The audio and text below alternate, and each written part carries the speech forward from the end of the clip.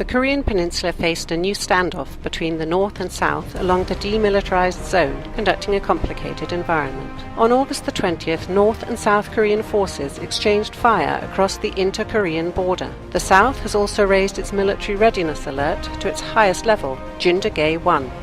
The latest exchange comes as tension is high on the Korean peninsula following the maiming of 2 South Korean soldiers by a landmine on August the 4th as they were conducting a patrol inside the South Korean half of the 4-kilometer-wide demilitarized zone, or DMZ, that separates the two countries. Seoul accused North Korea of infiltrating the DMZ and planting the mine. Also, South Korea began anti-North propaganda broadcasts from a number of towers along the border.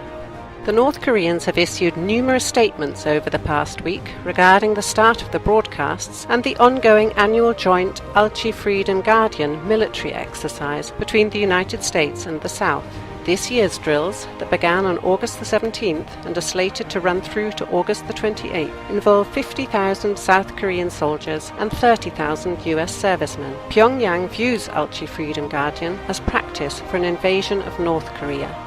Despite the alert levels, however, it is possible that the situation will rapidly de-escalate because both sides seek to practice restraint to avoid a larger conflict. On Saturday, the 2 Korean envoys began talks on the border crisis following tensions that saw an exchange of fire, a landmine explosion in the demilitarized border zone, and South Korea's propaganda broadcasts. As a result, North Korea has admitted it regrets South Korean soldiers' injuries in landmine blasts that fueled the border conflict, and South Korea has promised to halt its broadcasts into the north. North Korea has also reportedly pledged to end a semi-state of war, while South Korea will stop its border broadcasts at noon Tuesday if no abnormal situations occur in the near future. The Koreas have also reportedly agreed to hold new talks in Seoul or Pyongyang as soon as possible.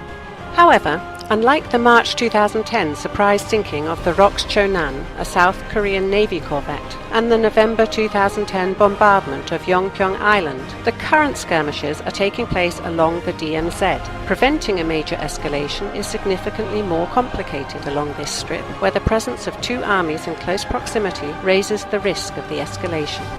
The situation is further challenged by an aggressive South Korean stance supported by the US. According to Korean military sources, the US has been considering to dispatch B-52 or a B-2 Spirit stealth bomber and a nuclear-powered submarine currently stationed at Japan's Yokosuka naval base. In turn, North Korea has deployed about 20 amphibious landing craft to the northern limit line, the inter-Korean border in the Yellow Sea. Since the beginning of the standoff last week, Pyongyang has doubled its artillery power and sent more than 50 North Korean submarines out for operations. The US has previously dispatched its military assets to the peninsula to support Seoul in its standoff with Pyongyang 2 years ago. In April 2013, it had flown B-2 stealth bombers. Today, a significant role in solving the crisis in the Korean peninsula belongs to China. For it and Russia, the escalation will mean a rise of a new hot point around the borders. Amid the economic crisis and a destabilization of much key regions of the world, a new military conflict is not in the interests of China and Russia. In this context, we should point out an aggressive policy of the USA and a militarist rhetoric of South Korea. Once again, the US and its allies use any case for attempts to conduct a military conflict in Eurasia.